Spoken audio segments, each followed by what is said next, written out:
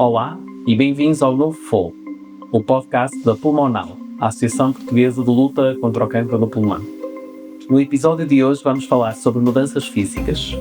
O cancro do pulmão e os respectivos tratamentos podem trazer mudanças significativas na imagem corporal e na funcionalidade, que afetam a autoestima e a forma como cada doente se vê.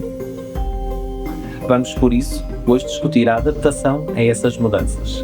E para dar fogo a esta conversa, temos connosco a doutora Fernanda Estevinho, médica oncologista no Hospital Pedro Spano e no Hospital CUF Porto, e o Dr. José Miranda, cirurgião torácico na Unidade Local de Saúde de Vila Nova de Gaia e Espinho e da Casa da Saúde da Boa Vista, com quase 30 anos de experiência. Novo Fogo é um podcast da Pulmonal, Associação Portuguesa de Luta contra o Cancro do Pulmão. A segunda temporada, Viver com Cancro do Pulmão, tem o patrocínio da Regeneron. Quinto episódio, Corpo e Imagem, adaptação às mudanças físicas. Dr. José Miranda, doutora Fernanda, muito bem-vindos, obrigado por estarem aqui comigo a discutir estes temas. Eu hoje queria começar por vos perguntar sobre estas mudanças físicas que habitualmente acompanham o diagnóstico e o tratamento do cancro do pulmão. Muitas vezes são percepcionadas pelo próprio doente e por aqueles que o rodeiam. Quais são essas mudanças, doutora Fernanda e doutor Miranda? Que mudanças são essas? Quais são as mudanças mais frequentes? E como é que, se calhar, começamos já a pensar como é que elas surgem e como é que elas evoluem ao longo do tempo? Olá. Portanto, em termos de mudanças, nós temos aqui dois tipos de mudanças: as mudanças que vão surgir decorrentes da doença e as mudanças que vão surgir do tratamento e da evolução que a doença vai motivar ao longo do tempo. Nós sabemos que numa fase inicial o cancro do pulmão é essencialmente assintomático e nessa altura pensamos em doentes que vão surgir com doença em estadios precoces, que podem ter aqui outras comorbilidades e que vão ser submetidos sobretudo a tratamentos localizados. Portanto, aí eu vou passar aqui a pasta ao Dr. Miranda para nos falar nas sequelas dos tratamentos localizados, mas vamos ter também diagnósticos já em fase mais avançada. E os principais sintomas já sabemos que são tosse, a falta de ar, o cansaço, a perda de peso, e isto obviamente uma pessoa que tem falta de ar, que está fragilizada, falta de forças, vai condicionar e limitar a sua qualidade de vida, aquilo que pode fazer em termos laborais e as atividades sociais e sobretudo com os familiares que pode ter. Isto vai impactar a sua vida. Também sabemos que a doença, por vezes ao diagnóstico, já está associada à presença de metástases e claramente é muito doloroso para o doente e para os seus familiares quando ele começa a ter alterações do estado de consciência, alterações do discurso, e são situações muito, muito difíceis e que precisamos de uma equipa multidisciplinar efetivamente para ajudar e de todo o apoio. Agora, passando um bocadinho para os efeitos dos tratamentos. De facto, os tratamentos localizados, vou deixar aqui para o Dr. Miranda. Obviamente nós sabemos que quando falamos em tratamentos depois um bocadinho localmente avançados, vamos incluir aqui também não só a cirurgia, como técnicas de radioterapia, que podem dar alguns sintomas e quando associados com a quimioterapia também, que vão ir desde risco de infecções até situações de falta de ar, e temos na doença avançada situações de quimioterapia, de realização terapêutica-alvo, que felizmente já começamos a fazer cada vez mais na doença localizada, de imunoterapia, e sabemos que a quimioterapia pode dar sintomas como a queda de cabelo, que dá alteração da imagem, e a imagem faz a pessoa sofrer muito, até porque lembra o estigma do cancro. E aqui o estigma é algo que nós devemos combater. Podemos ter alterações a nível da pele, surgirem borbulhinhas ou surgirem feridas à volta das unhas que são extremamente limitantes, sobretudo se pensarmos numa dona de casa que qualquer coisa simples que vai fazer em casa vai dar dor, qualquer pessoa no dia-a-dia que vá calçar uns sapatos pode ter dor se tiver lesões à volta das unhas dos pés, e depois temos vastas outras toxicidades que podem passar por situações de diarreia. Portanto, hoje vamos ter aqui um tema alargado para falar e eu deixei propositadamente logo as terapêuticas localizadas aqui para o Dr. Miranda. Sim, localizadas quando são detectadas numa fase precoce. Agora, essencialmente, a área cirúrgica é uma área agressiva de amputação. Nós tiramos pulmão.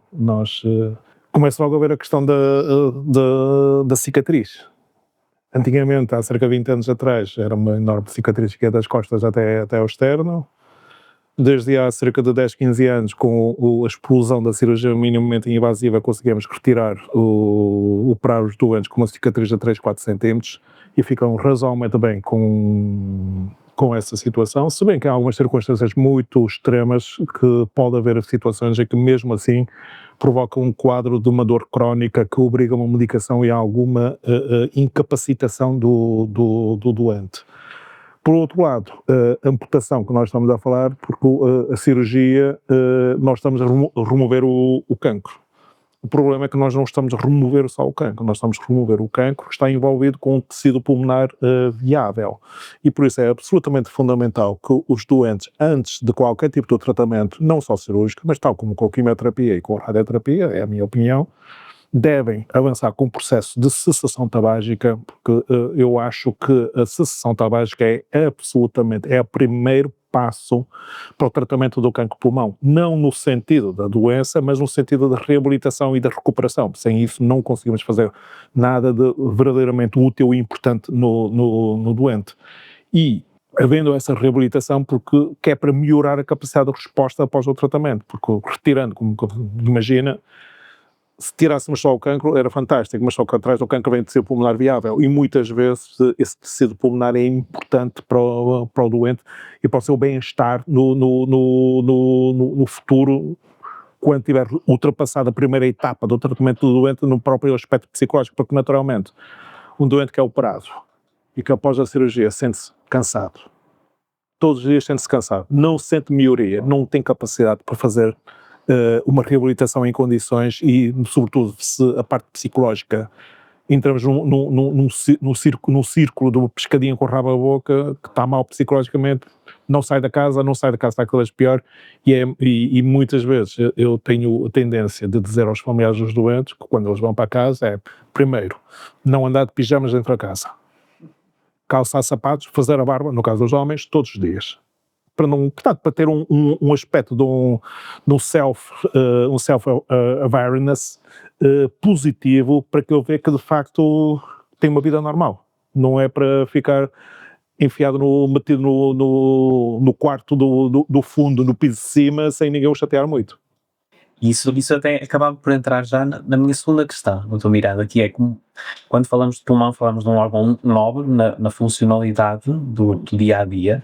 Como é que os doentes podem ser proativos desde a pré-habilitação, antes de qualquer tratamento, começava por cima que diz respeito sobretudo à abordagem localizada, portanto, desde a pré-habilitação até à reabilitação e depois finalmente na adaptação a uma nova realidade. Como é que os doentes podem ser proativos? Que dicas daria aos doentes para pensar nestes três aspectos? Primeiro aspecto, cessação tabágica. Começo logo por aí. Porque os fumadores ativos, isoladamente, aumentam em cerca de 5 vezes o risco de complicações no pós-operatório imediato. E complicações desde que estamos a falar, desde a tosse, febre, atelectasia. Portanto, a atelectasia é uma situação de um pulmão colapsado, normalmente por secreções que não consegue sair por o doente não conseguir tossir eficazmente.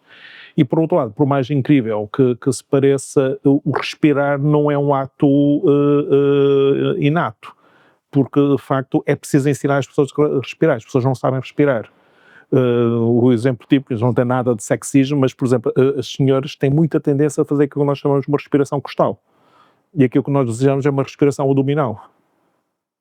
A respiração costal é pouco favorável à dinâmica ventilatória, ao contrário da respiração abdominal. A respiração abdominal, há imensas razões para isso, é particularmente fundamentalmente masculino, e as senhoras têm alguma dificuldade em perceber isso. E isto aprende-se com a preparação pré-operatória, com cinesioterapia, e no meio dessa história toda, se mantiver o consumo tabágico, é tudo muito um bocado complicado, com essas coisas a correr em condições.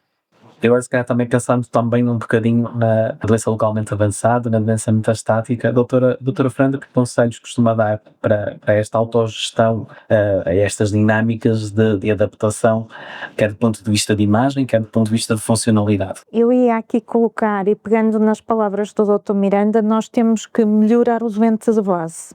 Ou seja, nós temos a situação da sedação tabágica, sempre que se coloca e sabemos que é frequente, temos o ajuste de outras comorbilidades, ou seja, de outras doenças de base. Se houver uma insuficiência cardíaca tem que estar ajustada, se houver uma diabetes, portanto, ajustarmos o que há de base. Depois temos que envolver o nosso doente e muitas vezes precisamos não só envolver o doente, os familiares, os acompanhantes, os cuidadores, que é obrigatório, mas uma equipa multidisciplinar que é mais alargada que o próprio oncologista, o pneumologista, o cirurgião, o radio-oncologista. Vamos envolver em muitas circunstâncias o dermatologista, mas termos já aqui o psicólogo, os cuidados paliativos, o serviço social, portanto, termos aqui esta equipa preparada e uma rede com fácil acessibilidade para o doente saber a quem deve recorrer sempre que surjam problemas.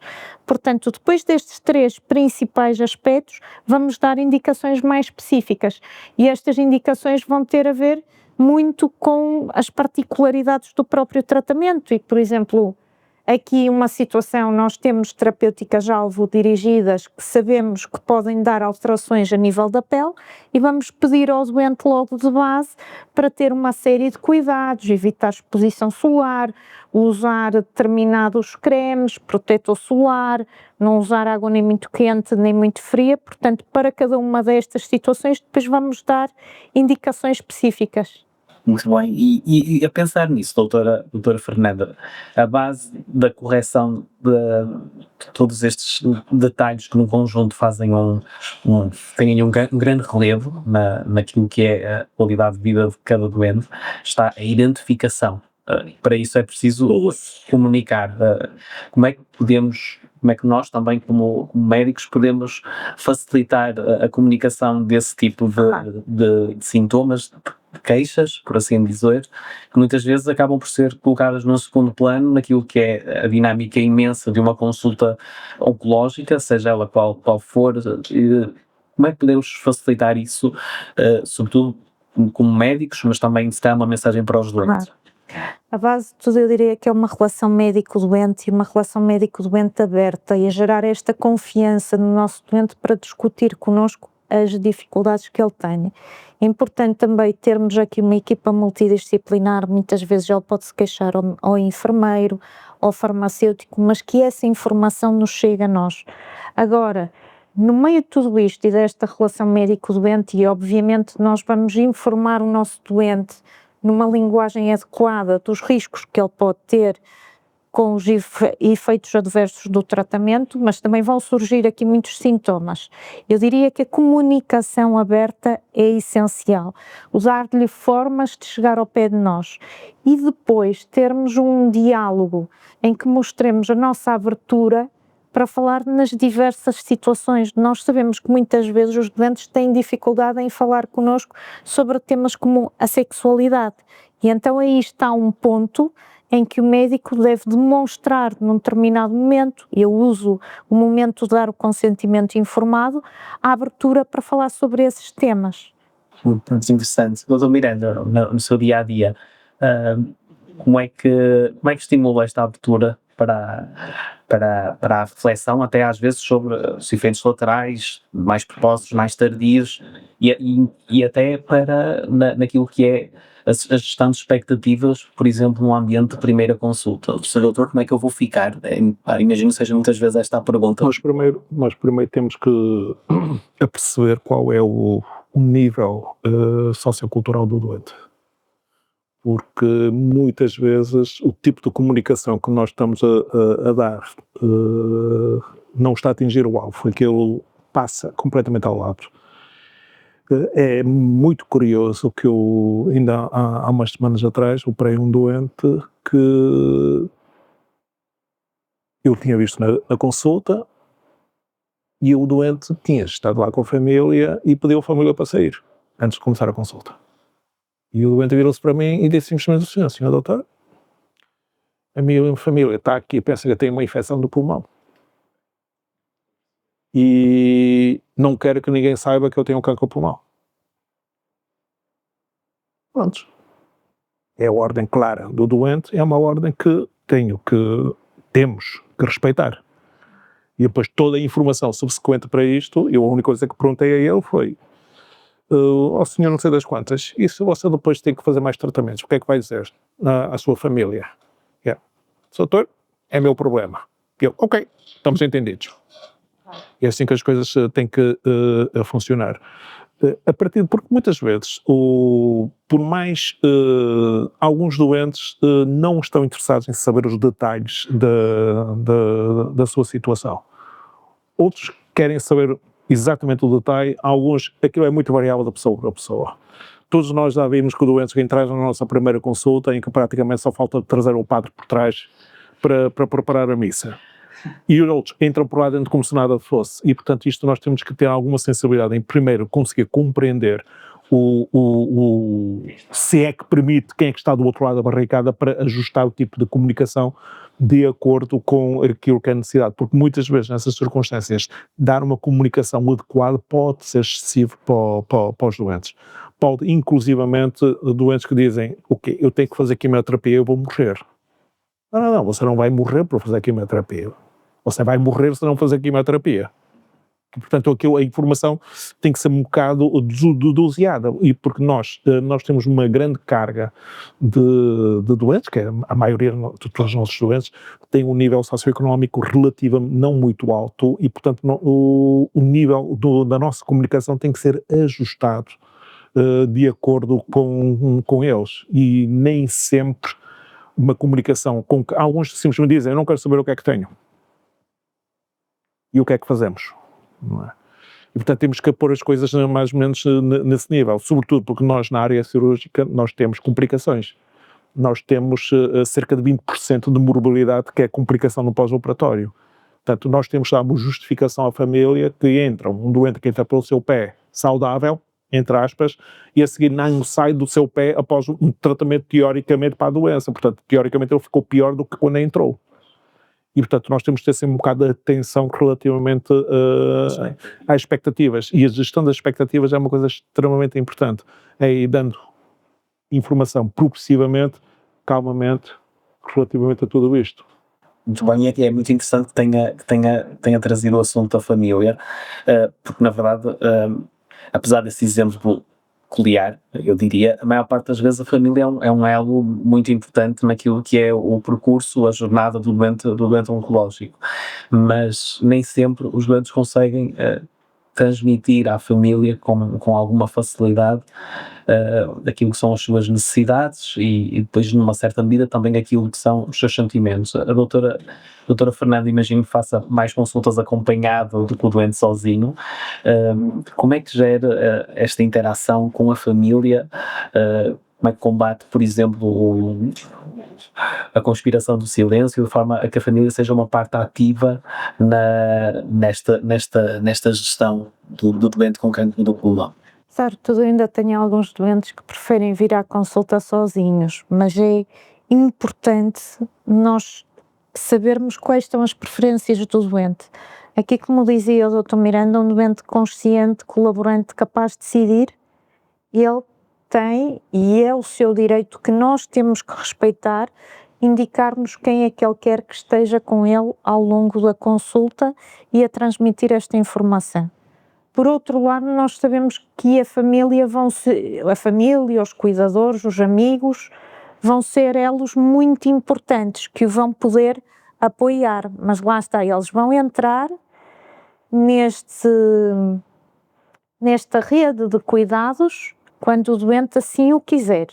Claro que nós temos a obrigação a comunicação vai sendo reforçada, vai sendo trabalhada, e nós vamos ajudando o doente neste percurso em que o que é mais habitual é aparecerem as famílias, aparecer um grupo de outros elos, cuidadores, profissionais de saúde, quer hospitalares, quer depois da comunidade, e sabemos que isso é essencial para poder dar os cuidados, porque chega uma altura em que nós sabemos que o melhor pode ser mesmo o doente estar em casa com visitas domiciliárias. E aqui estas visitas podem ser quer por equipas hospitalares, quer por equipas dos cuidados do centro de saúde. Obrigado, doutora Fernanda. E, doutor Miranda, quando pensamos naquilo que são as reproduções na imagem e na funcionalidade de um doente com cancro do pulmão, no processo de diagnóstico e tratamento e seguimento, como é que vê o papel das novas tecnologias como ferramenta auxiliar na otimização de todos estes cuidados? As novas tecnologias na área da cirurgia essencialmente resume-se à situação da evolução da cirurgia minimamente invasiva.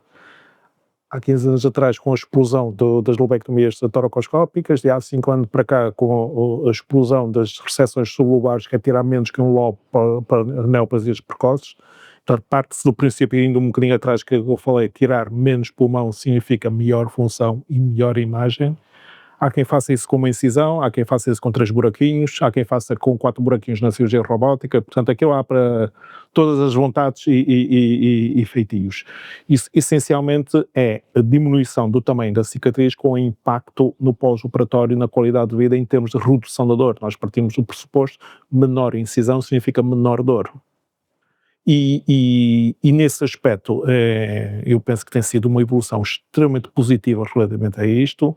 Nós temos algumas circunstâncias extremas em que pode haver complicações no pós-operatório, em que os doentes ficam com um atingimento grave da sua imagem, que são sobretudo as infecções pós-operatórias com a questão da cicatriz, ou a presença de uma fístula, em que tem um grande impacto, mas felizmente essas situações são extremamente raras.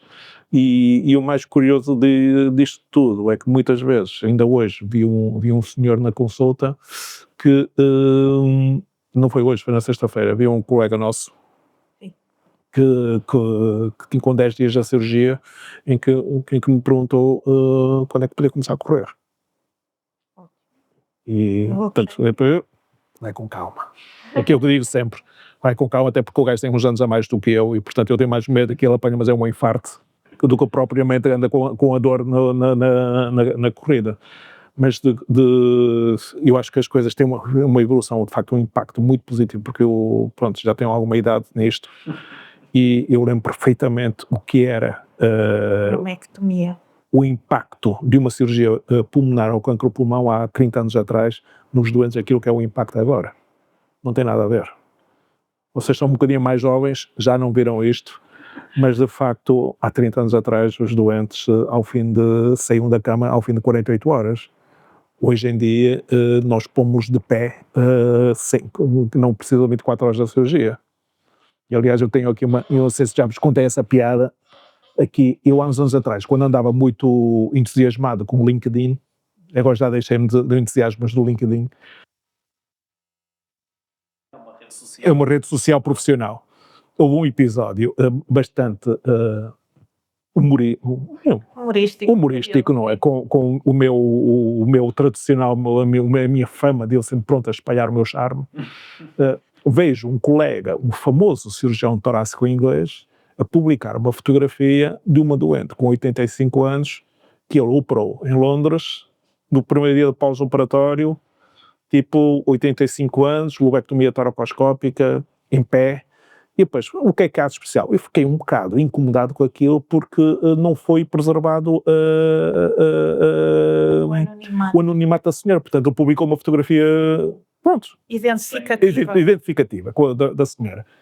E é um sujeito que é um dos XPTOs da Sociedade Europeia da Cirurgia Torácica. E, entretanto, eu já saí da Sociedade Europeia, eu olhei para aquilo e disse, este gajo, daqui a brincar, e aquilo não me saiu da cabeça. Não me saiu da cabeça, azar do katana. Passado por um mês, eu opero um de 86 anos. Opero um de 86 anos, e lembrei, eu vou lixar o gajo. O que é que eu fiz? tirei uma fotografia, uma selfie com um senhor de 86 anos, também exatamente na mesma posição, e depois tive cuidado, apaguei os olhos e a boca. E depois taguei o cirurgião. Taguei o cirurgião e diz: Eric, ganhei-te por 1 ano. Não me respondeu. Ainda estou à espera. É importante que... E, portanto, de facto, então estamos a falar, assim, meio a rir, estamos a falar de 2 doentes octogenários que provavelmente há 10 anos atrás ninguém os operava. Portanto, isto tem, de facto, o impacto no seu bem-estar, na sua sensação do seu estado, em que, de facto, os doentes aceitam isso e têm uma evolução positiva. Quer um, quer outro caso, também tiveram alta ao fim de 3 dias. Agora, se fossem todos assim, isto era maravilha, não é? Chegámos com um bom exemplo.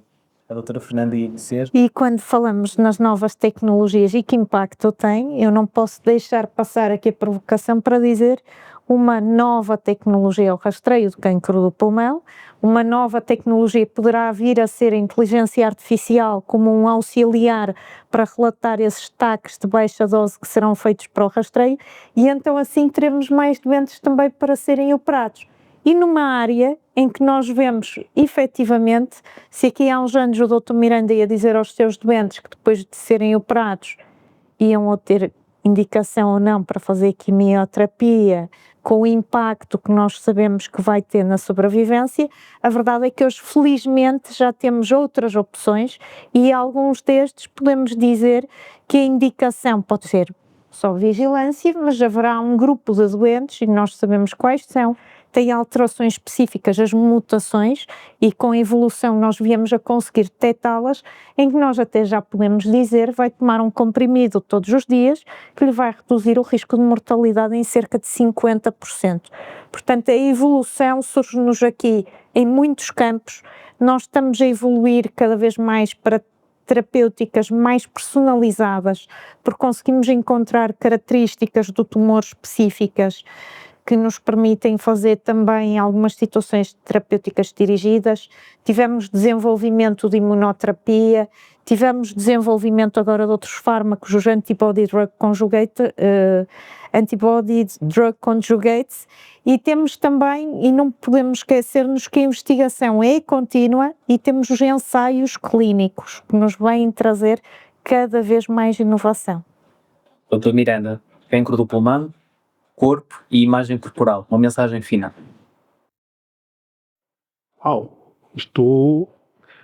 Uma mensagem final. Eu penso que o essencial é andar para a frente e deixar de fumar, sobretudo a ausência do tabaco, nem que seja para a roupa cheirar melhor quando chegar a casa. Eu já nem falo do cancro do pulmão. É mais pesado, não é? Doutora Fernanda, cancro do pulmão, corpo e imagem, uma mensagem final. Cancro do pulmão, eu diria que é verdade que há muitos sintomas, que há sinais que vão surgindo, quer da doença, quer dos tratamentos, mas é um caminho que tem também muitas vitórias e muitas vezes, se há alguns sinais que surgem no corpo, temos que pensar na vitória que está a surgir. E perante os sintomas, não desanimar. Há uma equipa multidisciplinar pronta para ajudar, em articulação com as pessoas que vão ser aqui os elos de proximidade, e estamos cá para isso mesmo, para trazer mais novidades na abordagem desta doença, para detectar de preferência mais precocemente e para que os doentes estejam sempre acompanhados. Permita-me só acrescentar mais uma coisa que agora lembrei-me. A imagem final, agora lembrei-me de um pequeno pormenor, que vocês são jovens, vocês não se lembram disso, mas nos anos 60 e 70, a Marlboro, portanto uma marca de tabaco, fez grande publicidade com o Marlboro Man, que era o cavaleiro, que depois foi também inspirado nos desenhos animados do Lucky Luke, com o seu cigarrinho, depois o Lucky Luke transformou-se num cigarrinho na painha. Ora bem, no total, isto tem que ser um velhote como eu para contar essa história, porque vocês não sabem. Como eu tenho que aproveitar que isto está a ser gravado, que isto é para conhecimento e para as gerações futuras. Existiram no total 5 Marlboro Mans. Desses 5, 4 morreram com cancro de pulmão. O 5º morreu com infarto. E assim terminamos.